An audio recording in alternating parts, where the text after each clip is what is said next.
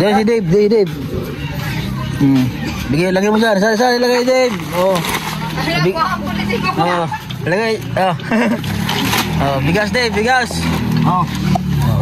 Ayakap din yung bigas, oh. Dave. Asa sila, kuya mo, Dave? Saan? School? Pasok? Sino nga ito? Si? Si Piang-Piang, si Anghela. Anghela, laigid ba? Ikaw si Anghela, no? Anghela? Ha? Anghela. Nasaan na kuya mo, Dave? Si Anghela, nasaan? Ay, si Piang-Piang, sino to? Tunay na pangalan? Piang-Piang. Piang-Piang? Si Anghela, nasaan? Nagpasok sa school? Ay, hindi nagpasok. Ngayon po mga kabayan, nakakalungkot po na balita dahil yung kanilang kapalit po na si Negro ay yung pinapahal po natin ay nalunod po sa ilog, nawala na po siya. So yung pangyayari po na yon ay hinanap daw po nila, tapos yung hindi na nakita, tapos kinabukasan nakita, lumutang po sa ilog. So tapos po ay ilang araw lang po ata, tapos meron din pong kayong kapitbahay nila ay ganoon din, sumunod din dahil meron daw nakita na kuniho tapos nilagnat, tapos yun namatay din po. Anong nangyari kay Negro mo? Ha? Nakita sa ilog? Ha? So yun po, at yun nga, nakakalungkot na balita. So nalibing na po si Negro. Ayan. So hindi po ako naka-update dahil ako po ay na-hospital tapos nagpapagaling. So kailangan po ay 100% po tayong naging okay, tapos pinapalo up, check up po tayo sa doktor po natin. So yun. So ngayon po ay yun, may kasama ko po si bodyguard sa pagmi-mission. So kami pong dalawa ang magkakasama. Tapos yun. Ano bodyguard? Hello. Kasama ulit tayo sa pagtulong, ano? Ayoko. Ikaw wag ka na magpunta sa ilog. Ha? Paano magkapunta? Hindi ka na ikaw makaalis yan sa bahay. Ha? Hindi ka makaalis sa bahay. Bakit? At wala makakabenta sa bigas doon. Ayaw ka na magpunta sa ilog. Tingnan mo, si Negro ay narunod sa ilog. Paris pa naman kayo ni Negro. Kaya ikaw naman ay mayroon ding hindi ba kilala mo yun? Nakilala mo na yun si Negro. Nakita mo na yun. Yan pa, wala na. Ano paano yun? Nalunod nga sa ilog. Saan nalunod? Doon sa ilog doon na kabila, yung napuntahan natin. Bakit? Nalunod nga sa ilog. Patay. Dave. Madatan.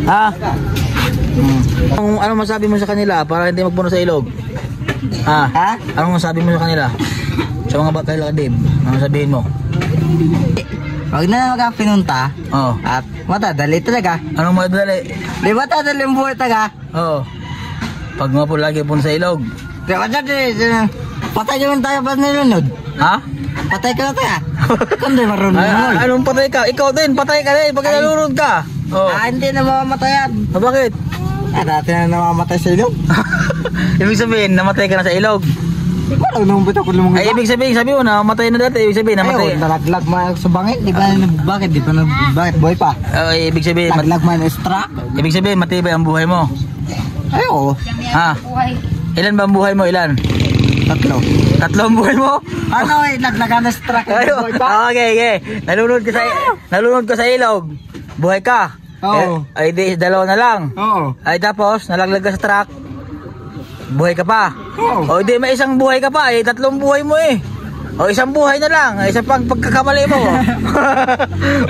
Patay ka na. Sabi mo 3 ang buhay mo eh. Saan ka nalunod sa ilog? Saan? Saan ka nalunod sa ilog dati? Doon sa kananay kahit kasi pinapayagan ako. Saan? Pa. Saan lugar ka nga ilog na lunod? Sa Sampaga? Oo. Nalunod ka, buhay. Hindi ko man, hindi ba ito malulunod ay? Oh. Ikaw ka malaglag doon sa taas ng bangin na yun. Oh. Ayan eh, huwag mo na papuntahin sa ilog at na si Negro eh. Yan. Narunod yan. Narunod sa ilog si Negro eh. Oh. Ano ba kalalim na nalaglagan? Malalim. Magkatabi sila ni Kuya Litoy ng magkatabi. Nalibing na doon sa sementeryo. Ay, doon sa aming pinaglinisan? Oo, doon. Di ba naglinis ka doon sa sementeryo? Oo. Magkano ang sahod mo doon? Ha? Magkano ang sahod mo? Ang sahod? Oo, doon. Ay, kay Panto lang ba ako kinukuha yun? Sa kabakwa yun. Nagtrabaho po yan si Banagyo sa sementeryo. Naglinis Naglinis ka sa sementeryo, no? Ayo, di ka man. Dumasa kayo sa dam. Oo. Hagdan mo na gamit mo. Ano man nakita yung sementeryo daw nung linis kayo? Wala pito doon aso. May aso? Oo, nasa kabila namin ang paglinisan. Ba't ang sabi mo Ang sabi mo Andalo kung sa muntay ka din kagatin. Ba't ang sabi mo may nakitang doon, alkansya doon sa Oo, nasa box. Sino nagkuha?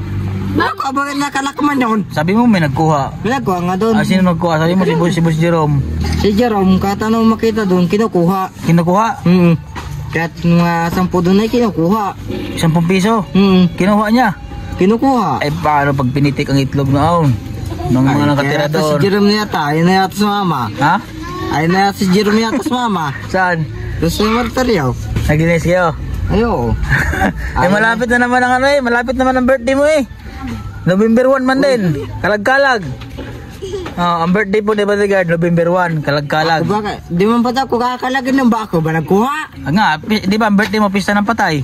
November 1. Birthday mo. Baboy.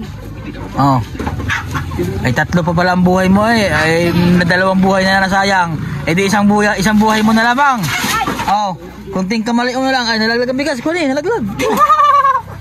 Yan, yung mama po kasi nila ay nasa trabaho, nag-uurnal. Ang lolo lang po nila ang nandyan. Iwan po si Dave at saka sino nga ito, Dave? Iya. Ay, pinsan. Tapos yung pinsan po niya. Sila po ang iwan dito. So, kailangan hindi na sila magpunta sa ilog, no? Ano Dave? Sige Dave ha? Ayan, so maraming salamat po kay Sir. Yan, dala po tayo ng bigas sa ating sponsor po, sa mga sponsor po natin. Maraming salamat po sa inyo. So yan po, at yan, so, nakakalungkot na balita dahil meron po tayong bata na tinutulungan po natin mag-aaral tapos nawala po. So yan po mga kabayan. So ito na po aking vlog. God bless po sa inyo. Paki-like and share naman po.